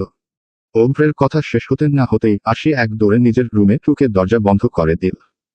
আরশি রুমে চলে যেতেই অভ্র দরজা আটকে গিয়ে চোখে মুখে পানি দিল। আয়নার নিজের প্রতিবিম্বের দিকে তাকিয়ে বলল, কন্ট্রোল অভ্র। এভাবে ফুটবল হলে চলবে না। এখনো সঠিক সময় আসেনি। কেন যে মেয়েটা যখন তখন এভাবে সামনে চলে আসে? এভাবে কিছুদিন চলতে থাকলে আমার নিজেকে সামলে রাখা কষ্টের হয়ে যাবে। কিছু একটা করতে হবে। এমন কিছু যেন আর এভাবে আমার কাছে না আসে। ওকে যেভাবেই হোক আমার থেকে দূরে রাখতে হবে। কানাডার এক শহরের আভিজাত্যপূর্ণ অ্যাপার্টমেন্টে পায়ের ওপর পা তুলে কালো করতে বসে আছে এক সুদর্শন যুবক। তার হাতে 4-5 বছর বয়সের একটা বাচ্চা মেয়ের ছবি। ঘরের ভেতরটা খুব বেশি আলোকিত নয়, আধো আলো আধো ছায়া। ঘরের ভিতরে শীতাতপ নিয়ন্ত্রিত যন্ত্র থাকার কারণে বাইরের ভ্যাপসা গরম যেন চেয়েও ভিতরে বসে থাকা মানুষটাকে ছুঁতে পারছে না। টেবিলের উপর রাখা একটা হলদেটে ল্যাম্প, সেই ক্ষীণ আলোয় পুরো রুম জুড়ে ছড়িয়ে আছে স্মৃতির পাহাড়। সম্পূর্ণ রুমের চারপাশের দেয়ালে সাজানো হাজারো ছবি। এক অষ্টাদশী প্রেমিকার শৈশব থেকে তার আজকের রূপ পর্যন্ত প্রতিটি বয়সের প্রতিটি অভিব্যক্তি ধরা আছে ফ্রেমে। দেয়ালের প্রতিটি ইঞ্চি জুড়ে সাজানো তার প্রতিটি মুহূর্ত। কোনো ছবিতে তার হাসিমাখা মুখ, কোনো ছবিতে চোখের জল, কোনো ছবিতে রাগ, সব মিলিয়ে যেন একটা জীবন্ত ক্যালেন্ডার। দীর্ঘ 14 বছরের এক তৃষ্ণার্ত প্রেমিক চুপচাপ বসে আছে ঘরের মাঝখানে। তার চোখ স্থির, কিন্তু ভেতরে এক অদ্ভুত অজানা আনন্দ। এই রুমটা তার হৃদয়ের প্রতিচ্ছবি। একদিকে অনন্ত ভালোবাসা, অন্যদিকে অদ্ভুত এক বেদনাবোধ। যুবক তার হাতে থাকা বাচ্চা মেয়েটার ছবিতে নিজের ঠোঁটের পরশ এঁকে দিল। ঠোঁট কিছুটা প্রসারিত করে উচ্চারণ করল, কেমন আছিস বারবিডল? আজ তোর 18 বছর পূর্ণ হলো। শুভ জন্মদিন বারবি। আমার বেসামাল প্রণয়াকাঙ্ক্ষা কে সামলানোর জন্য তুই এবার প্রস্তুত। খুব শীঘ্রই দেখা হচ্ছে আমাদের জান। আমার জন্য হলেও নিজের যত্ন নিস। হঠাৎ দরজায় হালকা শব্দ হলো। ঘরের নিস্তব্ধতা ভাঙল। একজন লোক ভেতরে ঢুকে মৃদু স্বরে বলল, স্যার, ফ্লাইট রেডি। আপনার যাওয়ার সময় হয়ে গেছে। কথাটা কানে যেতেই যুবকটি মুহূর্তেই পিছনে ঘুরে একটা ছেলের ছবিতে ডার্ট নিক্ষেপ করল। ডার্টটা একেবারে সঠিক জায়গায় গিয়ে লেগেছে। সঠিক লক্ষ্যভেদ হওয়ার যুবকটি ছবিটার দিকে তাকিয়ে বাঁকা হেসে বলল, I am coming to snatch my princess from you. Wait for me brother. সকাল সকাল অ্যালার্মের বাজখাই আওয়াজে আরশির কাঁচা ঘুমটা ভেঙে গেল। চোখে মুখে বিরক্তি নিয়ে সে ফোনের অ্যালার্ম অফ করল। হঠাৎ কালকের রাতের কথা মনে পড়তেই তার চোখে মুখে বিরক্তির ভাব কেটে গিয়ে লজ্জাভাব দেখা দিল। কালকে ওভরের রুম থেকে আসার পরে সে লজ্জায় সারারাত ঘুমাতে পারেনি। সারাটা রাত বিছানায় হেপাস ওপাস করে কাটিয়েছে। ভোরবেলা একটু চোখ লেগে গেছিল, এই যা। কিন্তু এখন সে কি করবে? কালকের রাতের ওই ঘটনার পরে এই মুখ নিয়ে সে কিভাবে ওভরের সামনে যাবে? অভ্র তো নিশ্চয়ই এখন ব্রেকফাস্ট করার জন্য ডাইনিং টেবিলে আছে। সে যদি ব্রেকফাস্ট করে কলেজে যেতে নেয়, তাহলে নিশ্চয়ই তাকে ওভরের সামনে পড়তে হবে। এগুলো ভাবতে ভাবতে আরশি সিদ্ধান্ত নিল, আজকে সে খাবার না খেয়েই কলেজে যাবে। রুম থেকেই দেরি করে বের হবে, যেন সময়ের অজুহাত দিয়ে এক ছুটে বাড়ি থেকে বেরোতে পারে। তাহলে আর তাকে কোনোভাবে ওভরের সামনেও পড়তে হবে না, আর লজ্জাও পেতে হবে না। অভ্র সকাল বেলা ব্রেকফাস্ট করতে বসে আশেপাশে চোখ বোলালো। সকলেই টেবিলে উপস্থিত, শুধু আরশি বাদে। কোথাও আরশিকে দেখতে না পেয়ে অভ্র তাসলিমা বেগমকে প্রশ্ন করল, আরশি কোথায় মা? হয়তো ঘুমাচ্ছে এখনো। ওকে এখনো ঘুম থেকে তোলনি? ওর তো আজকে কলেজ খোলা। আর সে মহারানী নাক ডেকে ঘুমাচ্ছে। ওর কি পড়াশোনা করার কোনো ইচ্ছে নেই? আজিজ শিকদার ওভরের কথা শুনে বললেন, তুমি এত ভালোভাবে পড়াশোনা করে কোন দেশ উদ্ধার করেছিলে শুনি? সেই তো একটা চাকরি করতে পারছো না। আরে বড় ভাই, ছেলেটাকে ওভাবে বলো না। ও তো খারাপ কিছু বলেনি। সামনেই তো আরশির এইচএসসি পরীক্ষা। এখন যদি পড়াশোনায় এত ঢিলেমি করে, তাহলে রেজাল্ট তো খারাপ হবে। আলতাফ শিকদার আজিজ শিকদারের উদ্দেশ্যে বলল, তুই আর তোর ভাই পুতের টান টানিস না আলতাফ। ওকে কতবার বোঝানোর চেষ্টা করলাম, কতবার বললাম যে যদি চাকরিতে কোনো সাহায্যের প্রয়োজন হয় তাহলে বলো। আমরা রাজি আছি। কিন্তু কে শোনে কার কথা? নিজের হাতে নিজের ভবিষ্যৎ নষ্ট করছে। সকলের কথাবার্তার মাঝখানে আরশি কলেজে যাওয়ার জন্য তৈরি হয়ে চুপি চুপি ওভ্রকে এড়িয়ে বাড়ি থেকে যেই না বের হতে নিবে, ঠিক তখন ফাহিম তাকে পিছন থেকে ডাকল, শিয়া, তুমি চোরের মতো লুকিয়ে কোথায় যাচ্ছ? সকালের খাবার খাবে না? হঠাৎ ফাহিমের কথা শুনে বাড়ির সকলে সদর দরজার দিকে তাকালো। আরশি না চাইতেও পিছনের দিকে ফিরে সকলের দিকে তাকিয়ে একটা চোরা হাসি দিল। আর মনে মনে ফাহিমকে হাজার খানা গালি ছুড়ল। আজিজ শিকদার আরশিকে নিজের কাছে ডাকলেন। আরশিও চুপচাপ তার কাছে আসলো। কি হয়েছে মামুনি? ব্রেকফাস্ট করবে না? আরশি আমতা আমতা করে বলল, আসলে বড় বাবা, কলেজের সময় হয়ে গেছে। আমি ক্যান্টিন থেকে কিছু খেয়ে নেব। ক্যান্টিনে খাবে? তার থেকে বরং মেজো বউ খাবার দিয়ে দিক। কলেজে গিয়ে খেয়ে নিবে। না না বড় বাবা, আমি ক্যান্টিন থেকে খেয়ে নিব। আরশি হাত কোচলাচ্ছিল আর কথাগুলো বলছিল। ব্যাপারটা আর কারো চোখে না পড়লেও ওভরের চোখ এড়ালো না। তড়িৎ গতিতে সে আরশির অস্বস্তির কারণ খুঁজে বের করল। আর যখনই বুঝতে পারল কালকের রাতের ঘটনার জন্য আরশি তার সামনে পড়তে চাইছে না, তখনই মুচকি হাসল। আরশির ঘাবড়ানো মুখশ্রীর দিকে তাকিয়ে মনে মনে বলল, এত লজ্জা, এত দেখি আমার থেকেও তোর বেহাল দশা। আরশি চুপচাপ তার বড় বাবার কথা শুনছিল আর মাথা নাড়ছিল। কথার ফাঁকে যেই না আচোখে ওভরের দিকে তাকালো, তৎক্ষণাৎই তার সারা শরীরে যেন বিদ্যুৎ ছেয়ে গেল। অভ্র আগে থেকেই আরশির দিকে তাকানো ছিল। আরশি সেদিকে তাকাতেই দুজনের চোখাচোখি হয়ে গেল। মুহূর্তেই দুজনে চোখ সরিয়ে নিল। পৃথিবীর সবথেকে সুন্দর অনুভূতিটা বোধহয় তখন হয়, যখন আপনি দেখেন, আপনি যাকে লুকিয়ে চুরিয়ে মনের মণিকোঠায় জায়গা দিয়েছেন, যার দিকে সারাদিন আর চোখে তাকিয়ে থাকেন, সে প্রথম থেকেই আপনার দিকে তাকানো। এমন অনুভূতি পৃথিবীর অন্য সকল অনুভূতিকে হার মানায়। আরশি কাঁপা কাঁপা গলায় আজিজ শিকদারকে বলল, ও বাবা, আমি এখন আসি। ক লে যে না বেশি দেরি হয়ে যাবে। এটা বলেই আরশি দ্রুত ওভরের সামনে থেকে যাওয়ার জন্য হাঁটা দিল। ঠিক তখনই পিছন থেকে কারো ডাক ভেসে এলো, আরশি। ডাকটা শুনতেই আরশি শুকনো ঢোক গিলল। তার বুকের ভেতরে থাকা হৃদযন্ত্রটা অনবরত শব্দ করে কাঁপাকাঁপি করতে লাগলো। আরশির মনে হলো বাড়ির সকলের কানে সেই শব্দটা পৌঁছে গেছে এতক্ষণে। তবুও প্রেমিক পুরুষের ডাক, কিভাবে অষ্টাদশী তাতে সাড়া না দিয়ে থাকতে পারে? আরশি ধীরে ধীরে তার মাথা পিছনের দিকে ঘোরালো। দেখলো অভ্র টিস্যু দিয়ে তার হাত পরিষ্কার করছে। আমতা আমতা করে বলল, কিছু বলবেন অভ্র ভাই? অভ্র আরশির দিকে না তাকিয়েই বলল, দাঁড়া, আমি রুম থেকে বাইকের চাবিটা নিয়ে আসি। আরশি তড়িৎ গতিতে চিৎকার দিয়ে বলল, না, তুই তো বললি তোর দেরি হয়ে যাচ্ছে। তাহলে? না মানে, ততটা দেরি হয়নি। আমি একাই চলে যেতে পারবো। আপনি কেন আমার জন্য কষ্ট করতে যাবেন বলুন? আমি না হয় রিক্সা করে চলে যাব। আলতাফ শিকদার বললেন, তোমাকে রিক্সায় যেতে হবে না আশি। অভ্র গিয়ে দিয়ে আসুক। সেটাই ভালো হবে। কিন্তু বাবা। আরশি আর কিছু বলবে তার আগেই অভ্র তাকে ধমক দিয়ে বলল, তুই দেখছি দিন দিন বেয়াদব হয়ে যাচ্ছিস। সে তো বাবার কোথাও শুনছিস না। কই শুনছি না। আমি সব কথা শুনি। আপনি শুধু শুধু কষ্ট করে আমাকে নিয়ে যাবেন, তাই তো বলছিলাম আমি একাই যেতে পারবো। কথায় আছে না, যার জন্য করলাম চুরি, সেই বলে চোর। তোকে আমার কথা ভাবতে হবে না। নিজের কথা ভাব আগে। যা এখন। গিয়ে বাইরে দাঁড়া। আমি বাইকের চাবি নিয়ে আসছি। এটা বলেই অভ্র সিঁড়ি বেয়ে নিজের রুমে চলে গেল। আর আরশি মুখ ফাঁক করে বাড়ি থেকে বেরোলো। কি হয়েছে? পেঁচার মতো মুখ করে আছিস কেন? অভ্র গ্যারেজ থেকে বাইক বের করতে করতে আরশির দিকে প্রশ্ন ছুড়ল। কিছু না। উঠে আয় বাইকে।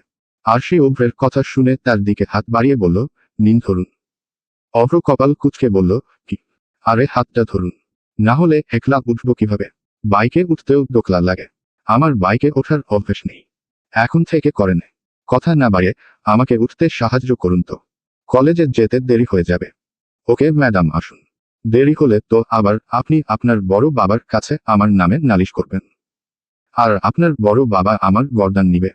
সে তো আমার গর্দান নেওয়ার জন্য সদা প্রস্তুত। এটা বলেই অভ্র আরশির হাত ধরে তাকে বাইকে ওঠালো। আরশি বাইকে উঠে বসতেই অভ্র তাকে জোরালো কণ্ঠে বলল, ধরে বসো। আরশি যেন নিজের কানকে বিশ্বাস করতে পারছে না। অভ্র তাকে ধরে বসতে বলছে। সে ভুল শুনছে না তো? এতদিন তো অভ্র তাকে বাইকের ধারে কাছে ঘেঁষতে দিত না। কোনোদিন বাইকে তোলেওনি। আজকে সূর্য কোন দিকে উঠল, যে তার আচরণের এত আমূল পরিবর্তন? আরশির ভাবনার মাঝখানেই অভ্র বাইক স্টার্ট করল। হঠাৎ বাইক স্টার্ট করার কারণে আরশি পড়ে যেতে নিয়েও অভ্রের শার্ট ধরে নিজেকে সামলে নিল। কি করছেন অভ্র ভাই? যদি পড়ে যেতাম, তোকে পড়তেই দিতাম না। এখন ধরে বসো। আরশি আর কথা না বাড়িয়ে অভ্রের শার্ট খামচে ধরল। অভ্র এবার কিছুটা ধমক দিয়েই বলল, আমাকে ধর, শার্ট না। বলে দিলাম, পড়ে গেলে কিন্তু আমার দোষ নেই। আরশি ফুস করে শ্বাস ছেড়ে দু হাত দিয়ে শক্ত করে অভ্রের কাঁধ চেপে ধরল। হয়েছে। পারফেক্ট। এবার তাহলে চলুন। চল। এটা বলেই অভ্র বাইক নিয়ে চলল কলেজের উদ্দেশ্যে। বাইক এসে থামল একটা ছোট খাবারের দোকানের সামনে। সামনের দিকে দোকানের মালিক খাবার বানাতে ব্যস্ত। আর ভিতরে বসার জায়গা, যেখানে কিছু লোক সকলকে খাবার সার্ভ করতে ব্যস্ত। আরশি বাইক থামাতে দেখে অভ্রকে জিজ্ঞেস করল, এখানে বাইক থামালেন কেন? নাম। আরশি কপাল কুঁচকে বলল, মানে? বাংলা বুঝিস না? বললাম নাম। আরে আজব তো। এখানে নামবো কেন? কলেজ তো এখনো দূর। আমার খিদে পেয়েছে, তাই নামবি। মানেটা কি? আপনি না একটু আগেই খেলেন। কই খেলাম? মুখে নিয়েছিলাম শুধু খাবারটা। তোর বড় বাবা গিলতে দিল আর কই। এখন কথা না বাড়িয়ে নাম বাইক থেকে। আরশি অভ্রের কথা শুনে আর কথা না বাড়িয়ে চুপচাপ বাইক থেকে নেমে দাঁড়ালো। আর অভ্র রাস্তার পাশে বাইকটা দাঁড় করিয়ে নিচেও চলে এলো। সামনের মতো দাঁড়িয়ে আছিস কেন? তো কি নাচবো? তুই কিন্তু দিন দিন অভদ্র হয়ে যাচ্ছিস আরশি। অভ্র কণ্ঠে কিছুটা রাগ নিয়ে বলল। আরশি বিড়বিড়িয়ে বলল, নিজে অভদ্র হলে দুনিয়ার সকলকে অভদ্রই লাগবে। কিছু বললি? না। তাহলে দাঁড়িয়ে না থেকে ভিতরে চল। আরশি আর অভ্র দুজনেই দোকানের ভিতরে ঢুকলো। একটা পরিষ্কার টেবিল দেখে অভ্র আরশিকে চেয়ার টেনে দিল। নিজেও তার সামনের চেয়ারটা টেনে বসে পড়ল। একজন লোককে ডেকে দুটো পরোটা আর ডাল দিতে বলল। লোকটা কিছুক্ষণের মধ্যেই পরোটা আর ডাল নিয়ে এলো। আপনার খাবার নিয়ে চলে এসেছে। এবার তাড়াতাড়ি খান। তারপরে আমাকে কলেজে নিয়ে যান। আরশি কণ্ঠে কিছুটা বিরক্তি নিয়ে বলল। অভ্র আরশির কথায় পাত্তা না দিয়ে পরোটার এক অংশ ছিঁড়ে তাতে ডাল লাগিয়ে নিল। খাবারের অংশটুকু আরশির মুখের দিকে এগিয়ে দিয়ে বলল, নেহা কর। অভ্রের কথা শুনে আরশি যেন বিস্ময়ের চরম পর্যায়ে। সে চোখ বড় বড় করে বলল, মানে? তোকে প্রত্যেকটা কথার মানে বোঝানোর জন্য তোর বাবা কি প্রত্যেক মাসে আমাকে বেতন দেয়? আপনার খিদে পেয়েছে। আপনি খেতে এসেছেন। এখন খাবার আমাকে খেতে দিচ্ছেন। তো মানে জিজ্ঞেস করব না? অভ্র আরশির কথার কোনো উত্তর না দিয়ে তার কথার মাঝখানেই মুখের ভিতরে পরোটা ঢুকিয়ে দিল। বড্ড কথা বলিস তুই। চুপচাপ খেয়ে নে। আরশি কোনো মতে মুখের খাবার শেষ করে বলল, কি করলেন আপনি? আমাকে খাওয়ালেন কেন? আমি কি বলেছিলাম আমি খাবো? অভ্র শান্ত স্বরে বলল, তুই বলিসনি ঠিকই। কিন্তু তোর তোর পেট থেকে যে পরিমাণে আওয়াজ হচ্ছিল, তাতে আমি কেন, রাস্তার মানুষও বুঝে যেত তোর খিদে পেয়েছে। এখন কথা না বাড়িয়ে খাবার শেষ কর।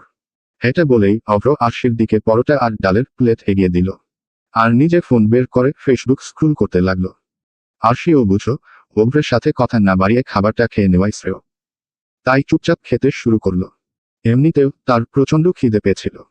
কিন্তু কথা হলো, অভ্র তাকে এভাবে পেটের আওয়াজ হচ্ছে বলে লজ্জা দিল। অভ্র ফোন স্ক্রোল করতে করতেই বলল, কি হলো? খাচ্ছিস না কেন? এখন কলেজের দেরি হচ্ছে না? কলেজে যাওয়ার কথা মনে আসতেই আরশি আর কিছু ভেবে সময় নষ্ট না করে খাওয়া শুরু করলো। কালকে কলেজে যেতে পারেনি, আর জন্মদিনের ট্রিটও কাউকে দিতে পারেনি। আজকে না গেলে কেউ আর তাকে আস্ত রাখবে না। আর আনা, সে তো তাকে কাঁচা চিবিয়ে খেয়ে ফেলবে পারলে। খাওয়া শেষ। এত অল্প সময়ে আরো 10-15 ঘন্টা লাগিয়ে খেতি দিয়েছিলাম তো ওই দুটো পরোটা।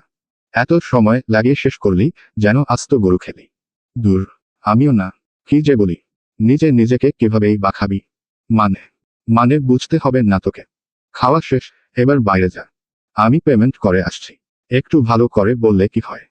সবসময় বড্ড তেতো তেতো কথা বলেন আপনি। ম্যাম প্লিজ, আপনার খাওয়া শেষ হয়ে থাকলে অনুগ্রহপূর্বক বাইরে গিয়ে অপেক্ষা করুন। আপনার এই অধম 2 মিনিটে পেমেন্ট করে আসছে। হয়েছে এবার, যা এখন। দূর, তাড়াতাড়ি আসুন। এটা বলেই আরশি দোকান থেকে বেরিয়ে এলো। আর অভ্র আরশির এমন বাচ্চামো দেখে মাথা চুলকে মুচকি হাসল। মেয়েটার রাগ, অভিমান সবকিছুই তাকে বড্ড টানে। অভ্র কলেজ গেটের সামনে আরশিকে নামিয়ে দিয়ে চলে গেল। আরশি বাইক থেকে নামতেই আনায়া তার কাছে দৌড়ে এলো। সে এতক্ষণ তার জন্যই অপেক্ষা করছিল। হেই ননদিনী, খবর কি? আজকাল একটু বেশি ভালোবাসার ঘ্রাণ পাচ্ছি। আরশি চোখে মুখে কিছুটা লজ্জাভাব নিয়ে বলল, দূর, কি যে বলিস না। হু হু, এত লজ্জা? তা অভ্র ভাইয়ের সাথে বাইকে বসতে কেমন লাগলো? তখন লজ্জা লাগেনি? এক কথায় দারুণ লেগেছে। আর লজ্জা লাগবে কেন? পারলে তো আমি সারা জীবন বাইকেই কাটিয়ে দিতাম। জানিস, আজকে অভ্র ভাই আমাকে খাইয়েও দিয়েছে। আমার মনে হয় অভ্র ভাইও আমাকে ভালোবাসে বুঝলি। আয় হায়, কি প্রেম! আর আমি এক কপাল পোড়া। কপালে আজ পর্যন্ত কেউ জুটল না। আরশি কিছুটা ভাব নিয়ে বলল, কপালে জুটে না রে পাগলি, জুটিয়ে নিতে হয়। আমার বাড়িতেও এত সুন্দর কাজিন থাকলে আমিও জুটিয়ে নিতাম। হু হু, বুঝলাম। এখন চল, ক্লাস শুরু হবে। হু চল। এটা বলেই আরশি আর আনায়া নিজেদের ক্লাসের দিকে রওনা দিল। আরশি আর আনায়া ক্লাস 9 থেকে বেস্ট ফ্রেন্ড। এবার দুজনেই ইন্টার সেকেন্ড ইয়ারের শিক্ষার্থী। প্রায় 4 বছরের বন্ধুত্ব তাদের। এই 4 বছরে হাজারো বার তাদের ঝগড়া মারামারি হয়েছে। কিন্তু তবুও দিন শেষে দুজন দুজনকে ছাড়া অচল। ক্লাসে আসতেই আনা আর আরশিয়ার তাদের আরেক বান্ধবী ফারিয়ার সাথে দেখা হলো। ফারিয়া তাদের দুজনকে দেখেই তার পাশে বসতে দিল। মূলত আনা আর আরশি বেস্ট ফ্রেন্ড হলেও কলেজে তারা 3 জনই সবসময় একসাথে থাকে। জানিস আনা, কলেজে আজকে নতুন স্যার এসেছে। ফারিয়া আনার দিকে তাকিয়ে বলল। আরশি ব্যাগ থেকে পানির বোতল বের করতে করতে বলল, নিশ্চয়ই কোনো পেট মোটা তেলের বাটি। না রে আরশি, কানাডা থেকে এসেছে। নিশ্চয়ই হ্যান্ডসামই হবে। আনা বলল, ওকে বলে লাভ নেই। ওর পার্টনার ফিক্সড। আমরা আমাদেরটা দেখি। ঠিক বলেছিস, ওরই কপাল। আরশি পানি খেতে খেতে বলল, নজর দিস না মহিলারা। এমন কপাল ভাগ্য করে পেতে হয়। তা যা বলেছিস। আনা, ফারিয়া আর আরশির কথা বলার মাঝখানেই ক্লাসরুমের ভেতর হঠাৎ করেই যেন নীরবতা নেমে এলো। দরজা ঠেলে ভেতরে প্রবেশ করলো এক বলিষ্ঠ দেহী পুরুষ। মুহূর্তেই চারপাশ থমকে গেল, যেন উপস্থিত সবার নিঃশ্বাস আটকে গেল। উজ্জ্বল সাদা শার্টে মোড়া বুক, তার ওপর নিখুঁতভাবে বসানো কালো ব্লেজার। টাইয়ের গাম্ভীর্যে যেন লুকিয়ে আছে অচেনা এক ক্ষমতার আভা। লোকটার চোয়ালের রেখা এতটা তীক্ষ্ণ যে মনে হয় ছেনিকাটা পাথরের ভাস্কর্য হঠাৎ প্রাণ ফিরে পেয়েছে। চোখ দুটো গভীর কালো, গায়ের রং উজ্জ্বল, অভিমান আর আকর্ষণের মিশ্রণে এমন তীক্ষ্ণ দৃষ্টি যেন একবার তাকালেই ভেতরটা বিদীর্ণ হয়ে যায়। ঠোঁটের কোণে চুলে থাকা রূপালী রিং সেই গাম্ভীর্যের ভেতর বিদ্রোহী এক আবেশ ছড়িয়ে দিল।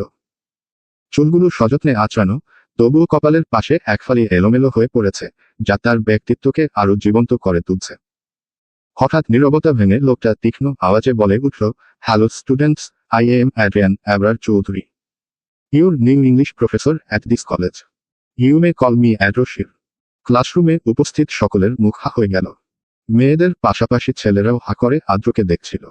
আরশি কোনোমতে তার মুখে থাকা পানি গিলল। ফারিয়া আর আনাও একখানে আদ্রের দিকে তাকিয়েছিল। প্রত্যেকে এমনভাবে আদ্রের ওপর দৃষ্টি নিক্ষেপ করছিল যেন পারলে চোখ দিয়ে গিলে ফেলবে।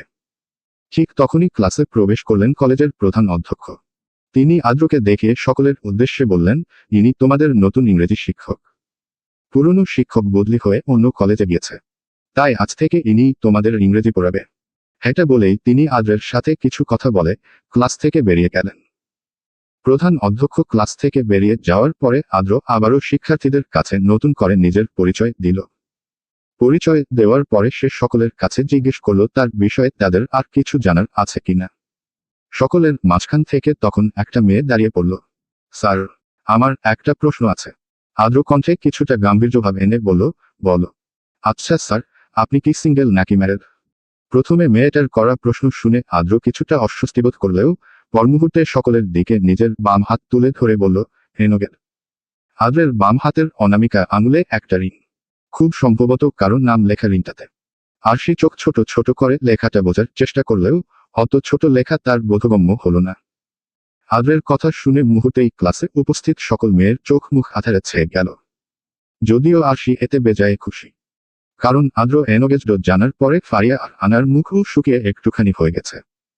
আদ্র উপস্থিত সকলকে উদ্দেশ্য করে বলল, আর কারো কোনো প্রশ্ন আছে? সবাই চুপ থাকলেও আরশি উচ্চস্বরে বলল, না। আরশির কণ্ঠস্বর কানে যেতেই আদ্র কিছুক্ষণের জন্য থমকে গেল। সকলের মাঝখান থেকে তীক্ষ্ণ দৃষ্টি নিক্ষেপ করল তার দিকে। চোখের সামনে ভেসে উঠল অষ্টাদশীর হাস্যোজ্জ্বল মুখ। ধীর কণ্ঠে বলল, গুড। আদ্র একখানে আরশিকেই দেখছিল, কিন্তু তখন আরেকটা মেয়ে তাকে প্রশ্ন করল, স্যার আপনি নাকি কানাডা থেকে এসেছেন? মেয়েটার প্রশ্ন শুনে আদ্র কিছুটা বিরক্ত হলেও সেটা সে তার আচরণে প্রকাশ করল না। মাথা নাড়িয়ে জবাব দিল, হ্যাঁ। আজকের মতো প্রশ্নোত্তরের পালা এখানেই শেষ। এখন সকলে বই বের করো। আগের টিচার কোন পর্যন্ত পড়িয়েছিল? আনা দাঁড়িয়ে বলল। আদ্র তাই আগের টিচার যে অংশটুকু পড়িয়েছিল তারপর থেকেই সকলকে বোঝানো শুরু করল। আদ্রের পড়ানোর মাঝখানে আরশি আনা আর ফারিয়াকে বলল, দিল তো স্যার তোদের ভাবনায় পানি ঢেলে। ফারিয়া ভেঙচি দিয়ে বলল, আমাদের কষ্টে বেশি খুশি হোস না। স্যারের শুধু এঙ্গেজমেন্ট হয়েছে, বিয়ে না। সুতরাং এখনো চান্স আছে। হ্যাঁ, তোরা তাহলে চান্সের ডান্স করার প্রস্তুতি নে। ওটাই করতে হবে, না হলে এমন সুন্দর হ্যান্ডসাম ছেলে আমাদের হাতছাড়া হয়ে যাবে। তার ওপর দেখেই মনে হচ্ছে অনেক কেয়ারিং। আরশি কিছুটা তাচ্ছিল্যের সহকারে বলল, মুরগি পোটানোর জন্য শেয়াল এভাবেই ফাঁদ পাতে। আনা বলল, শেয়াল যদি আদ্র স্যার হয় তাহলে আমি মুরগি হতেও রাজি। পিছন থেকে কথা বলার আওয়াজ পেয়ে আদ্র সকলকে ধমক দিল, এই যে পিছনের তিনজন, ক্লাসে বসে কি ছেলে মেয়ে বিয়ে দিচ্ছ? আরশি, আনা আর ফারিয়া ভালোই বুঝো, আদ্র কথাগুলো তাদেরকেই বলেছে। আরশি কিছুটা বিড়বিড়িয়ে বলল, দেখ মুরগিরা, তোদের কেয়ারিং শেয়াল 2 মিনিটে বাঘ হয়ে গেছে। আরশির ঠোঁট নড়তে দেখে আদ্র বলল, এই যে 5 ফিট টুইন্স। বিড়বিড়িয়ে কি বলছো? আদ্রের কথা শুনে ক্লাসের সকলে আরশির দিকে তাকালো। আরশি আদ্রের কথা শুনে তার দিকে বোকার মতো তাকিয়ে রইল। আদ্র তাকে সকলের সামনে এইভাবে অপমান করল, তা সে কিছুতেই মেনে নিতে পারছে না। আনা আর ফারিয়া সহ ক্লাসের সকলে আরশির দিকে তাকিয়ে মুখ টিপে টিপে হাসছে। আরশি নিজের দিকে আঙুল দেখিয়ে আদ্রকে জিজ্ঞেস করল, স্যার আপনি কি আমাকে বলছেন? নিজের হাইটটাও জানো না নাকি? জানি স্যার, 5 ফুট 2.5 ইঞ্চি। কিন্তু আপনি তো 2 ইঞ্চি বললেন। বাড়িতে গিয়ে উঁচু জুতো খুলে তারপর ভালোভাবে মেপে দেখো। 5 ফুট 2 ইঞ্চি একটুও বেশি হবে না। আরশির আদ্রের কথা শুনে এবার হাত পা ছড়িয়ে কাঁদতে ইচ্ছে হলো। সকলের সামনে তাকে কিভাবেই না খোটা দিচ্ছে তাকে। আরশি এমন নাজেহাল অবস্থা দেখে আনা এবার কিছুটা শব্দ করেই হাসল। Silent class. আর হ্যাঁ, এই যে 5 ফিট 2 ইঞ্চ, আরেকবার কথা বলতে শুনলে সকলের সামনে কান ধরিয়ে দাঁড় করিয়ে রাখবো। এটা বলেই আদ্র আবারও পড়ানোতে মনোযোগ দিল। ক্লাস শেষে আরশি, ফারিয়া আর আনা কলেজ মাঠে বসে গল্প করছিল। ঠিক তখনই কোথা থেকে এক ছেলে এসে তাদের পাশে বসে পড়ল। আরশি কপাল কুঁচকে বলল, এই সমস্যা কি আপনার? এখানে বসছেন কেন? ভাবি 2 মিনিট দিন, তারপরেই চলে যাচ্ছি। মানে? ভাবিকে? কেন আপনি? আনা ছেলেটার কথা শুনে আরশিকে বলল, ননদিনী তুই বিয়ে করে ফেললি, আর আমাকে জানালিও না। বাহ, আমি না হতো বিয়েতে 2 পিস রোস্ট বেশি খেতাম, তাই বলে তুই আমাকে জানাবিও না? আরশি চোখে মুখে বিরক্তির ভাব নিয়ে বলল, তুই থামো তো। আমার বিয়ে হলো আর আমি জানলাম না? এই যে মশাই, আমি আপনার কোন জন্মের ভাবি লাগি? আরে ভাবি, রাগ করবেন না প্লিজ। আপনি রাগ করলে ভাই আমাকে ফ্যানের সাথে ঝুলিয়ে রাখবে। তার থেকে বরং আপনি এগুলো ধরুন, আমি চাই। এটা বলেই ছেলেটা কিছু গিফটের প্যাকেট আরশির হাতে ধরিয়ে দিয়ে তাদের কাছ থেকে উঠে হাঁটা দিল। পিছন থেকে আরশি জোরে চিৎকার দিয়ে জিজ্ঞেস করল, আরে এগুলো তো নিয়েছেন? ছেলেটি বলল, এগুলো ভাই আপনার জন্য পাঠিয়েছে, আপনি রাখুন। আরে মশাই, আপনার ভাইটাকে? ছেলেটা চিৎকার দিয়ে বলল, ভাই বলতে বান করেছে। ছেলেটি চলে যেতেই আনায়া আর ফারিয়া আরশির কাছ থেকে গিফটের প্যাকেট কেড়ে নিল। দেখি তো, আমাদের দুলাভাই তোকে কি দিল। আরশি আনায়ার হাত থেকে প্যাকেটটা নিয়ে বলল, এদিকে দে, এখানে বসে খোলার দরকার নেই। কি নাকি আছে, তার থেকে বরং বাড়িতে গিয়ে খুলব।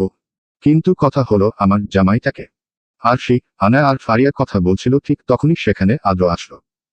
এই মেয়েরা, কলেজ ছুটি হয়েছে তো অনেকক্ষণ, এখনো বাড়িয়ে যাচ্ছ না কেন? আনা আর ফারিয়া আদ্রের কথা শুনে বসা থেকে দাঁড়িয়ে পড়ল। আমতা আমতা করে বলল, এই তো স্যার, এখনই যাচ্ছিলাম। আদ্র আরশির দিকে তাকিয়ে বলল, এই যে 5 ফুট 2 ইঞ্চ, তোমাকে কি আলাদা করে বলতে হবে? আরশি বসা থেকে দাঁড়াতে দাঁড়াতে বলল, স্যার, আমার একটা নাম আছে। কি নাম? আরশিয়া শিকদার। ওহ, আইসি, অনেক কঠিন নাম। তার থেকে 5 ফুট 2 ইঞ্চ ই ভালো আছে। আরশি আদ্রকে কিছু বলতে গিয়েও বলল না। যতই হোক শিক্ষক মানুষ, তার সাথে তো আর অভদ্রতা করতে পারে না। কি হলো, কি ভাবছ? কিছু না স্যার। ঠিক আছে, তোমরা সবাই বাড়িতে যাও। এটা বলেই আদ্র সেখানে থেকে চলে গেল। আর আরশি ফারিয়া আর আনায়াকে ফুচকা ট্রিট দিয়ে বাড়িতে চলে এলো। আরশি চলে যেতেই আদ্রও কলেজ থেকে বের হলো। আদ্র কলেজ গেটে দাঁড়াতেই সেখানেই কালো রঙের একটা গাড়ি এসে থামল। গাড়িটা থেকে তখনকার সেই ছেলেটা বেরোলো। ছেলেটা গাড়ি থেকে বের হয়েই আদ্রকে জড়িয়ে ধরল। কেমন আছো ভাই? আদ্র আলতো হেসে বলল, এত বছর ভালো ছিলাম না, আজকে থেকে ভালো থাকা শুরু করলাম। হু হু, ভাবিকে দেখে তাই না? আদ্র ছেলেটার একখান মলে দিয়ে বলল, বড় হয়ে গেছিস দেখি। হ্যাঁ, বিয়ের বয়স হয়ে গেছে, এখন তাড়াতাড়ি গাড়িতে ওঠো, দাদিমা অপেক্ষা করছে তোমার জন্য। সেই সকাল থেকে আমার কানের কাছে খ্যান খ্যান করছে, কেন তুমি বাংলাদেশ এসে বাড়িতে না গিয়ে সোজা কলেজে এলে? এখন আমি তাকে কি বলি বলো? কিছু বলতে হবে না, গাড়িতে ওঠ। এটা বলেই আদ্র গাড়িতে ওঠার জন্য গাড়ির দরজা খুলল। কিন্তু কি যেন মনে হতেই সে ছেলেটাকে ডাকল। সাদ। হুম ভাই, তোর ভাবিকে দেখলি? হুম, গিফটটাও দিয়ে এসেছি। কেমন লাগলো? সাদ ঠোঁট উল্টে বলল, বাচ্চা মেয়ে, তোমার থেকে বেশি আমার সাথে মানাতো। আদ্র কপাল কুঁচকে বলল, অকালে আমার হাতে মরার শখ হয়েছে বুঝি? না ভাই, তোমার সব জিনিস তো আমারই তাই না? সে হিসেবে আমার কাছে পৃথিবী একদিকে, আর ও একদিকে। ওর আর আমার মাঝখানে কেউ কোনোদিন আসতে পারবে না। আমি আসতে দেব না, যদি কেউ চলে আসে। আদ্র বাঁকা হেসে বলল, যদি কেউ আসে, তাহলে তাকে পৃথিবীতেই জাহান্নাম ভ্রমণ করিয়ে আনবো। চলবে।